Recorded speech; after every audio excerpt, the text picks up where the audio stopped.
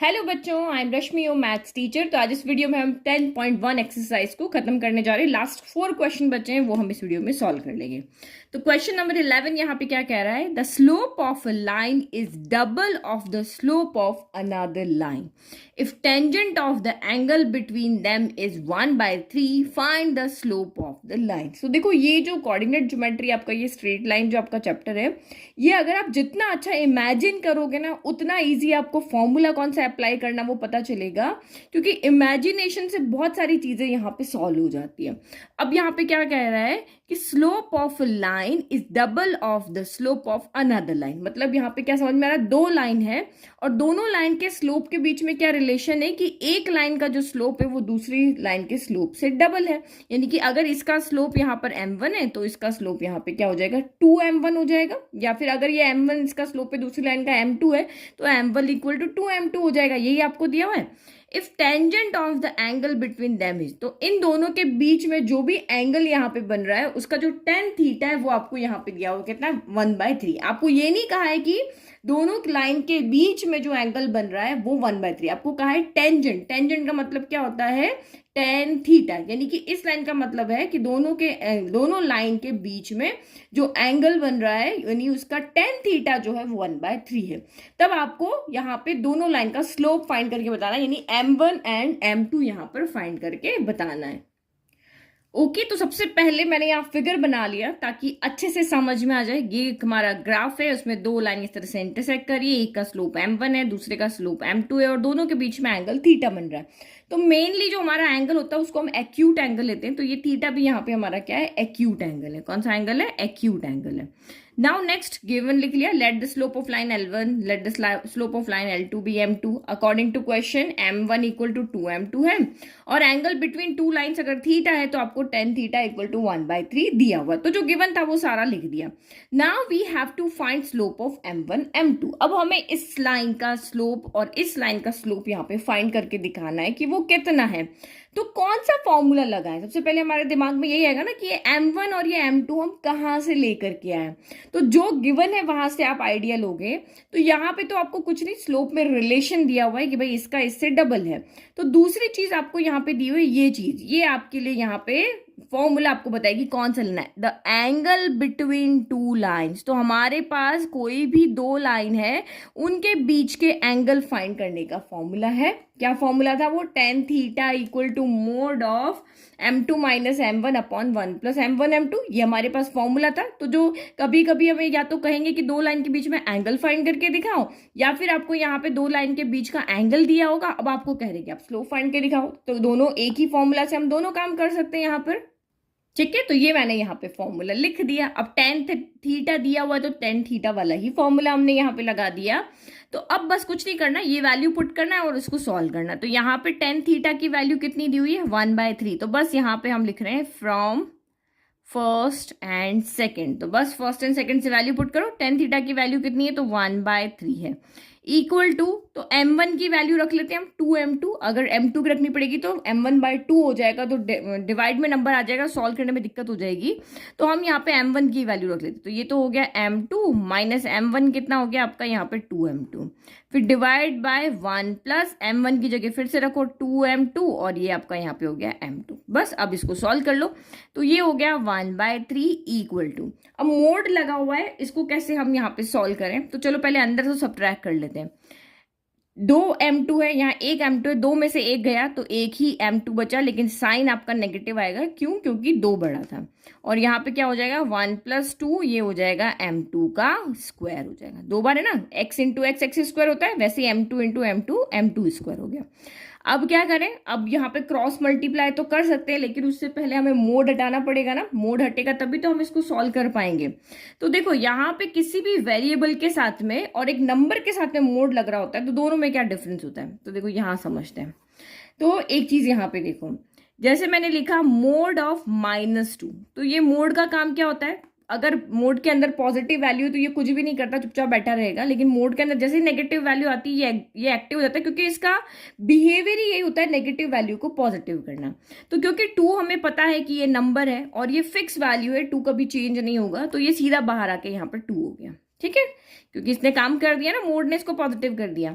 लेकिन अब यहाँ पे मोड ऑफ एक्स है, चाहे यहाँ पे मोड ऑफ माइनस एक्स है, तो ये क्या हो गया, यहाँ पे वेरिएबल हो गया। ये क्या हो गया, यहाँ पे वेरिएबल होगा। अगर अब एक्स की वैल्यू पॉजिटिव है तो बाहर यहाँ पे क्या हो जाएगा, बाहर मोड से बाहर निकल के तो ये एक्स ही रहेगा, लेकिन इस एक्स की जगह पे हम कौन कौन सी वैल्यू रख सकते हैं, तो हम पॉजिटिव वैल्यू भी आ सकती है, यहाँ पे नेगेटिव वैल्यू भी आ सकती है। ठीक है, तो ये भी नेगेटिव एक्स है, ये मोड से बाहर निकल के तो एक्स ही रहेगा, लेकिन इस एक्स की जगह पे हम पॉजिटिव वैल्यू भी रख सकते हैं, नेगेटिव वैल्यू भी रख सकते हैं ना, क्योंकि देखो यहाँ पे तो ये फिक्स है, लेकिन ये फिक्स नहीं है, एक वेरिएबल है, यहाँ पे वैल्यू क्या होगी, बार बार चेंज होती रहेगी। तो जब हम यहाँ पे ये पॉजिटिव भी आ सकता है, नेगेटिव भी आ सकता है, तो सेम यहाँ पर भी M2 भी क्या है, वेरिएबल है। M2 की वैल्यू कभी यहाँ पे सॉल्व करके, M2 की कोई भी वैल्यू आप यहाँ पे रखोगे, कभी ये सॉल्व करके पॉजिटिव आएगा, कभी ये सॉल्व करके नेगेटिव आएगा। तो इसका मतलब जब हम मोड हटाते हैं तो इसका मतलब इससे हमें प्लस वैल्यू भी मिल सकती है और हमें माइनस वैल्यू भी मिल सकती है। तो ये मोड वाली चीज तो हमने बहुत अच्छे से पढ़ी हुई है। तो ये हो गया हमारा 1/3 इक्वल टू प्लस माइनस, ये वैल्यू हमारी मोड हटाए, इसका मतलब क्या हो गया कि ये वैल्यू हमें यहाँ पे पॉजिटिव भी मिल सकती है, नेगेटिव भी मिल सकती है। जैसे ये वाला है ना, ये आप मोड हटाओगे तो हमें यहाँ पे प्लस एक्स भी मिल सकता है और माइनस एक्स भी मिल सकता है, वैल्यू जो भी आप यहाँ पे पुट करोगे उसके अकॉर्डिंग। तो ये आपका यहाँ पे कितना हो गया, माइनस का M2 अपॉन 1 + 2M2 का स्क्वायर हो गया। ठीक है, बस अब हमारे पास दो कंडीशन आ गई, एक बार प्लस लेके सॉल्व करना है, एक बार माइनस लेकर के यहाँ पर सॉल्व करना है। तो हमने एक बार पॉजिटिव साइन लगा दिया इसके आगे और एक बार नेगेटिव साइन लगा दिया। अब इनको सॉल्व करेंगे तो हमें यहाँ से वैल्यू मिलेगी, यहाँ से भी M2 की 2 वैल्यू मिलेगी क्योंकि क्वाड्रेटिक इक्वेशन दिख रहा है, और यहाँ भी से भी हमें M2 की 2 वैल्यू मिलेगी। तो 1/1 सॉल्व करते हैं। तो फ्रॉम इक्वेशन हम यहाँ पर पहले लेते हैं 3, तो ये आपका यहाँ तो कुछ भी नहीं है, पहले लिख लेते हैं फ्रॉम 3। यहाँ पे क्या है, 1/3 इक्वल टू माइनस का M2 अपॉन 1 + 2M2 का स्क्वायर हो गया। अब इसको सॉल्व करना है, पहले क्रॉस मल्टीप्लाई करो, 1 इधर जाएगा तो ये तो यही रहेगा, 1 + 2M2 का स्क्वायर ही रहेगा, और 3 इधर जाएगा तो माइनस का 3 यहाँ पे M2 हो जाएगा। तो क्वाड्रेटिक इक्वेशन बनाए, इसको उधर भेज देते हैं। तो सबसे पहले स्क्वायर वाली, जैसे ax स्क्वायर होता है फिर bx होता है, तो ये M2 यहाँ पे कौन है, आपका x है। अगर आपको कंफ्यूजन हो रहा है तो M2 को हटा के आप x भी लिख करके उसको सॉल्व कर सकते हो। तो ये इधर आके आपका क्या हो जाएगा, प्लस का 3M2 हो जाएगा और प्लस का 1 यहाँ पर है ये, तो ये इक्वल टू 0।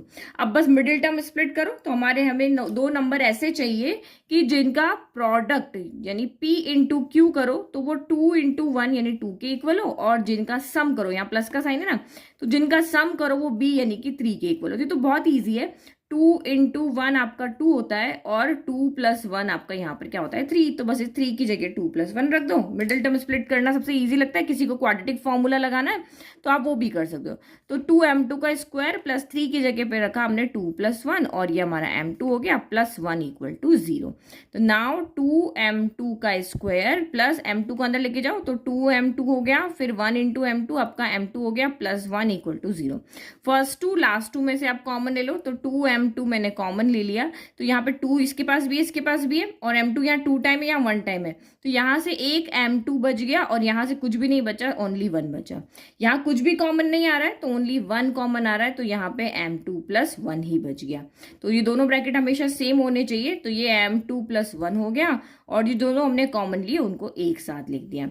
तो फिर अब यहाँ से M2 की वैल्यू चाहिए हमें, तो व्हेन M2 + 1 इक्वल टू 0, एक बार ये इक्वल टू 0 रखेंगे तो this implies M2 equal to हमारे पास -1 आया, तो एक वैल्यू हमारे पास ये आ गई। दूसरी बार इसको रखें, when 2M2 + 1 इक्वल टू 0, तो दिस इम्प्लाइज 2M2 + 1 इधर आके -1 हो गया, और M2 इक्वल टू कितना हो गया, माइनस का 1/2 हो गया। तो यहाँ से हमें 2 वैल्यू मिल गई। अब सेम एज इट इज इसको भी सॉल्व करेंगे, यहाँ से भी हमें 2 वैल्यू मिलेगी। तो ये पहले वाले से वैल्यू मिल गई। अब ये हम फोर्थ वाला 2 बने थे ना, उसको सॉल्व करते हैं। तो यहाँ भी आप सॉल्व करो पहले, तो ये 1/3 हो गया, ये माइनस और ये माइनस मिलके यहाँ पे प्लस हो गया, तो ये M2 ही रह गया। 1 + 2M2 का स्क्वायर हो गया। नाउ क्रॉस मल्टीप्लाई करो, ये उधर जाएगा तो 1 + 2M2 का स्क्वायर हो जाएगा, और ये आपका यहाँ पर क्या हो जाएगा, 3M2 हो जाएगा। बस अब इसको उधर लेके जाओ, एक क्वाड्रेटिक इक्वेशन बना लेते हैं। तो 2M2 का स्क्वायर -3M2 + 1 इक्वल टू 0 हो गया आपका। अब वही 2 नंबर हमें ऐसे चाहिए जिनका कि ये 2 नंबर हमें ऐसे चाहिए, यहाँ प्लस का साइन है ना, तो P + Q जो है वो 2 × 1 यानी कि 2 के इक्वल हो, और P यहाँ पर इंटू Q जो है, अच्छा सॉरी P इंटू क्यू जो होगा वो 2 होगा, और P प्लस क्यू जो होगा वो यहाँ पर क्या होगा, ये B के इक्वल होगा, यानी 3 के। तो वही फैक्टर आपके फिर से बने, 2 इंटू 1 आपका 2 होता है, और 2 प्लस 1 आपका यहाँ पर 3 होता है। तो बस ये मिडिल टर्म हमने स्प्लिट किया, और ये हमारा यहाँ पे सॉल्व हो जाएगा। तो इस 3 की जगह बस हमें यहाँ पे क्या रखना है, जैसे हमने यहाँ पे 2 प्लस 1 रखा था पहले, सेम एज इट इज यहाँ पर भी रख लिया। अब बस अंदर लेके जाओ, अब नेगेटिव साइन है तो नेगेटिव भी अंदर जाएगा, ये भी अंदर जाएगा। तो ये 2m2 का स्क्वायर माइनस 2, इधर से m2 गया, फिर माइनस m2 हो गया, और प्लस 1 इक्वल टू 0 हो गया। फर्स्ट 2 लास्ट 2 में से कॉमन लो, यहाँ से फिर से 2m2 कॉमन आया, तो यहाँ से m2 माइनस 1 बचा। अब यहाँ पे जो भी साइन होता है वो बाहर आता है। अब ये बाहर आ गया, इसका मतलब कि अंदर के साइन चेंज रहेंगे। कुछ भी कॉमन नहीं है तो 1 लिख लो। तो 1 लिख लिया, ये नेगेटिव था ये पॉजिटिव हो जाएगा, ये पॉजिटिव था ये नेगेटिव हो जाएगा। दोनों ब्रैकेट आप यहाँ पे क्या है, बार बार आ रहे हैं ना, 2 बार आ रहे हैं, एक बार लिख लो, और जो कॉमन है उनको एक साथ लिख लो।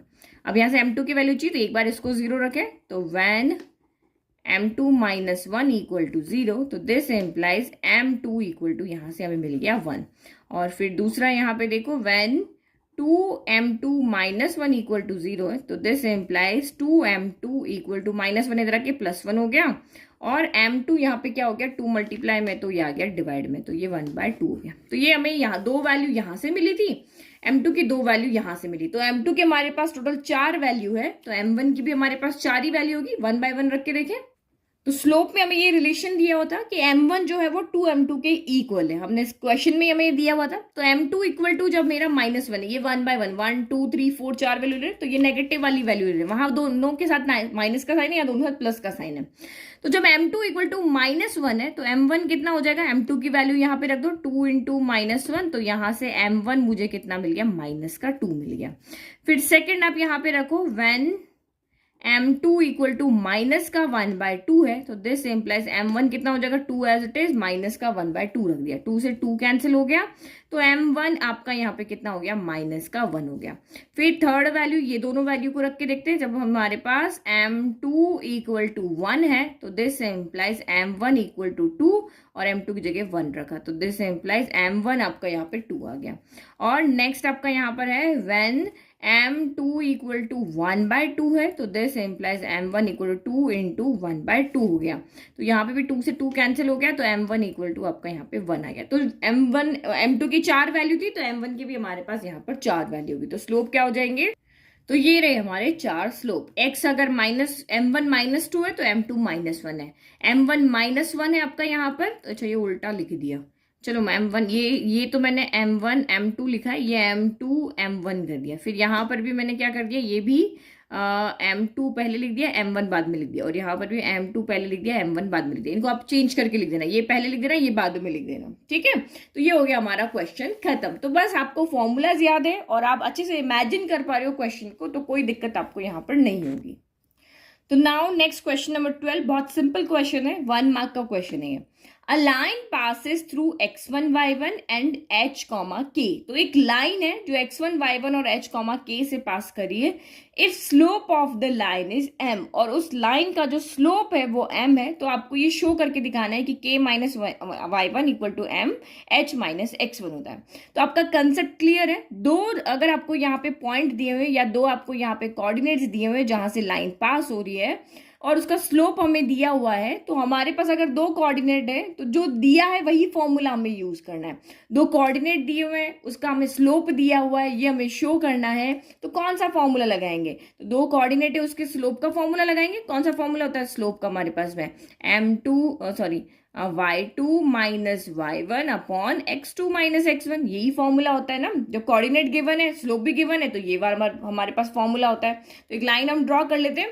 तो हमेशा लाइन है ना, ये पॉजिटिव लाइन के ऊपर ही ड्रॉ करोगे। स्लोप जो है ना, ये हमारा ये इस तरह से, ये वाला। तो ये जरूरी नहीं कि आप कहीं पे भी ड्रॉ कर सकते हो, बट ये सिंपल जब हम ड्रॉ करते हैं ना, हमेशा कॉमन वो यही यहाँ पे लेंगे, ठीक है। तो ये हमने यहाँ पे गिवन था वो लिख दिया, फिगर भी हमने यहाँ पे ड्रॉ कर लिया। तो अब ये शो कैसे करें, तो ऑब्वियस है हमने जो गिवन है उसी का फॉर्मूला लगाना था। तो स्लोप ऑफ लाइन का फॉर्मूला यहाँ पे क्या होता है, तो ये मैं यहाँ पे लिख लेती हूँ। तो ये हो गया मेरा y2 minus y1 upon x2 minus x1, और ये मुझे यहाँ पे कितना दिया हुआ है, m दिया हुआ है, ये दिया ना स्लोप ऑफ दिस लाइन, ये होगा यहाँ पे फॉर्मूला हो गया कि ये हमारे पास स्लोप फाइंड करने का क्या होता है, फॉर्मूला होता है। अब बस इसमें वैल्यू रख दो, m की जगह तो आपका m ही है, इसको आपका x1 y1 ही है ना, तो ये इसको आप यहाँ पे x2 y2 ले लो। नाउ वैल्यू पुट करके अब इसको सॉल्व कर लो। तो ये आपका यहाँ पे कितना हो गया, देखो y2 माइनस y2 कितना है आपका यहाँ पर k है, तो k माइनस आपका यहाँ पे y1 हो गया, और x2 माइनस x1 तो h माइनस आपका यहाँ पे क्या हो गया, x1 हो गया, और इक्वल टू आपका m हो गया। तो अब करना क्या रहा, देखो k माइनस y1 हमें इधर चाहिए, जो शो करना उसमें k माइनस y1 लेफ्ट में है, तो हम h माइनस x1 को उधर भेज देते हैं। तो k माइनस y1 इधर रह गया, और ये आपका यहाँ पे उधर चला गया, तो h माइनस x1 हो गया। तो हो गया, देखो कितना इजीली तो मेरा प्रूव हो गया, ये हो गया। तो बस आपके दिमाग में बस फॉर्मूला हिट करना चाहिए कि कौन सा फॉर्मूला यहाँ पर लगेगा। तो जैसे ही मुझे जो गिवन था उसके अकॉर्डिंग मैंने फॉर्मूला लगाया, और इधर उधर जो शो करना था उसके अकॉर्डिंग मैंने आंसर को यहाँ पर लिख दिया। ये भी आंसर राइट है, बट जो शो करना है वो ये है, तो ये हमारा यहाँ पे हो गया हैंड्स शो। नाउ नेक्स्ट देखो, तो question is if 3 points h, 0, a, b and 0, k lie on a line, तीनों पॉइंट्स क्या कर रहे हैं, एक स्ट्रेट लाइन पे आपके लाई कर रहे हैं, तब आपको ये चीज यहाँ पे शो करके दिखानी है। तो फिर से वही आपके दिमाग में कौन सा फॉर्मूला आना चाहिए, जब 3 पॉइंट एक लाइन में होते हैं that means they are collinear. एक लाइन वाले पॉइंट को हम यहाँ पे क्या कहते हैं, ये तीनों पॉइंट अगर एक लाइन में है तो ये तीनों पॉइंट यहाँ पे क्या है, कोलिनियर। तो कोलिनियरिटी का जो भी मैथड हमारे पास था उससे हम इसको यहाँ पे शो कर सकते हैं। तो बस क्वेश्चन को पढ़ा अच्छे से और हमें यहाँ पे समझ में आ गया कि भाई ये क्वेश्चन में कैसे हम यहाँ पे किसके हेल्प से शो करेंगे, जो गिवन होता है उसी की हेल्प हमें लेनी पड़ती है। तो आपके पॉइंट्स यहाँ पे प्लॉट कर लो, आप एक रैंडम लाइन में ड्रॉ कर सकते हो या पॉइंट के अकॉर्डिंग देखो।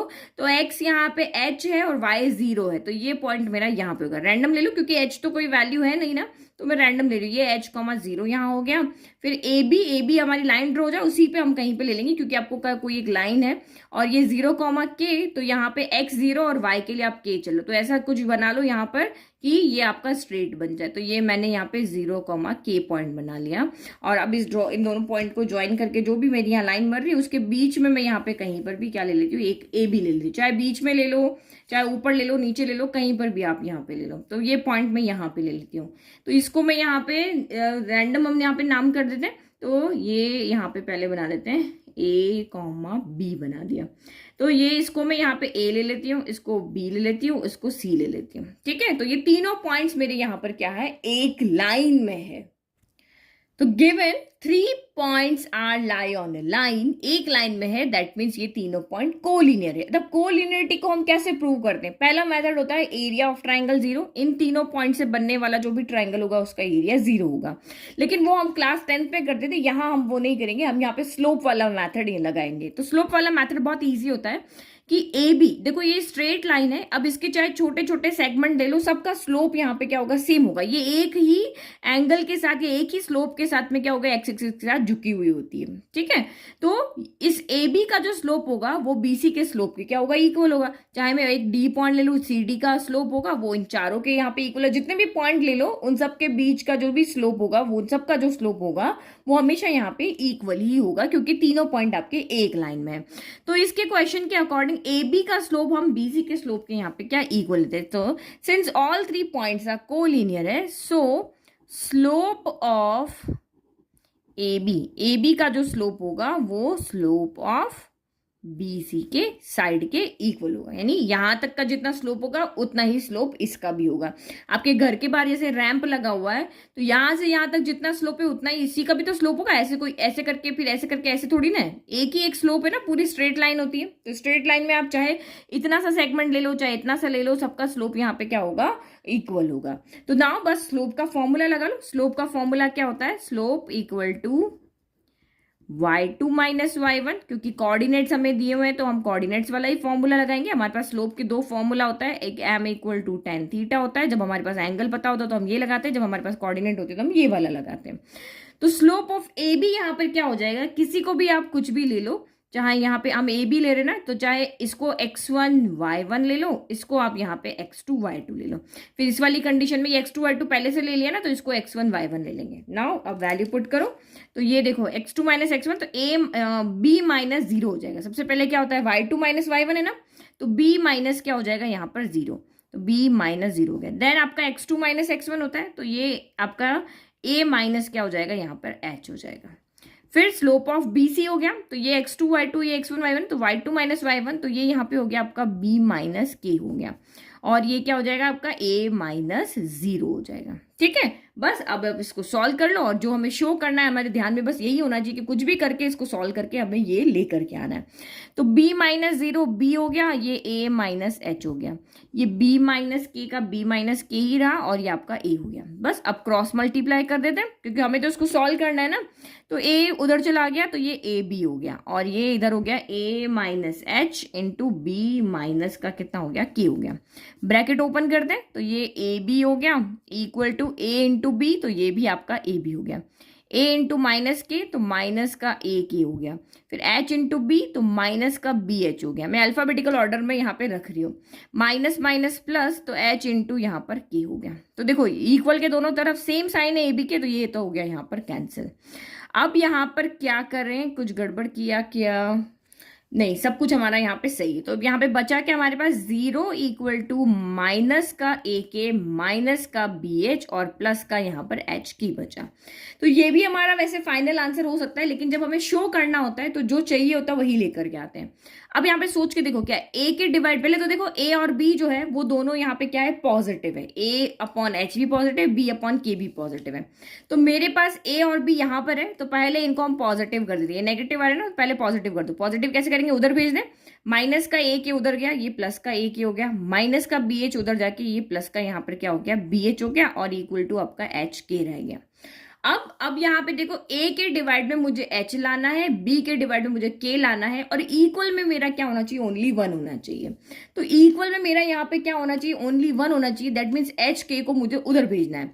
अब देखो h k को मैं अगर यहाँ पे प्लस साइन के साथ में उधर भेजूंगी ना, तो इधर 0 बच जाएगा। कैसे बच जाएगा, देखो यहाँ पे ये a k plus B H, और ये प्लस का h k उधर जाएगा, तो ये माइनस का h k हो जाएगा, इक्वल में 0 हो जाएगा। लेकिन मुझे तो 0 नहीं लाना है, मुझे तो 1 लाना है। तो इसका मतलब ये यहाँ पे क्या जाएगा, मल्टीप्लाई से डिवाइड में जाएगा, तभी यहाँ पे 1 बचेगा। ये मुझे समझ में आ गया ना। देखो यहाँ पे मुझे 1 बनाना है ना, जो शो करना है उसके अकॉर्डिंग देख रहे हैं।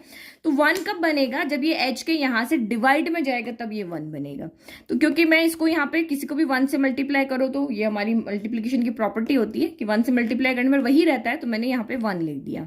तो a के प्लस बी एच, और ये h के मैं इधर लेके चली गई। तो मेरा राइट साइड तो यहाँ पे शो हो गया, राइट तो हो गया ना शो। अब मुझे लेफ्ट बनाना है, तो मुझे a अपॉन एच चाहिए, तो k हटाना है। यहाँ पे b अपॉन k चाहिए, तो यहाँ पे h हटाना है। तो इस h को और k को यहाँ पे क्या करते हैं, दोनों के साथ अलग अलग लिख लेते हैं। तो ये हो गया a के और अपॉन h के। अलग अलग लिखने से यहाँ पे क्या होगा, क्योंकि यहाँ पे देखो दोनों के साथ में h के एक साथ थोड़ी ना लिखा हुआ है, इसका अलग है, इसका अलग है। तो मुझे यहीं से आइडिया लग गया कि मैं इस डिनोमिनेटर को सेपरेट कर देती हूँ। तो ये बी एच अपॉन यहाँ पे एच के हो गया, तो इक्वल में 1 हो गया। अब देखो के से के कैंसिल हो गया, एच से एच कैंसिल हो गया, तो बचा कौन आपका a upon H plus B upon K बचा इक्वल टू 1। तो ये हमारा यहाँ पे हो गया, शो हो गया। देखो कितना इजीली कर लिया ना। ये जो यहाँ तक हमने सॉल्व किया था, इसको हमने पूरा का पूरा इस जो शो करना है उसके अकॉर्डिंग देखते देखते आइडिया लेते हुए हमने इसको यहाँ पे सॉल्व कर लिया। कुछ भी चीज याद नहीं करना है, जो चीज यहाँ पे है उसी से आइडिया लेकर के इसको सॉल्व कर दिया। Now next 14 question, last question. तो यहाँ आपका ग्राफ बना हुआ है, तो हमें कोई यहाँ पे ग्राफ बनाने की जरूरत नहीं है। Consider the following population. अब पॉपुलेशन को कंसिडर करो एंड ईयर ग्राफ, और यहाँ पे ये हमारे को ईयर ग्राफ दिया। ईयर ग्राफ क्यों दिया हुआ है, क्योंकि देखो 1985 में जो पॉपुलेशन थी वो आपकी 92 करोड़ थी। तो पॉपुलेशन किस में दी हुई, करोड़ में दी हुई ना। तो 1985 में 92 करोड़ पॉपुलेशन थी, फिर 1995 में 97 करोड़ हो गई, और ऐसे ऐसे टाइम और आगे बढ़ता जाएगा, तो ऑब्वियसली पॉपुलेशन बढ़ती ही जाएगी। तो ये आगे आगे जाके, क्योंकि ग्राफ हमारा क्या कर रहा है, नीचे से ऊपर की तरफ जा रहा है, ऊपर की तरफ जा रहा है। तो जैसे जैसे आप आगे ईयर में जाओगे पॉपुलेशन और बढ़ती जाएगी।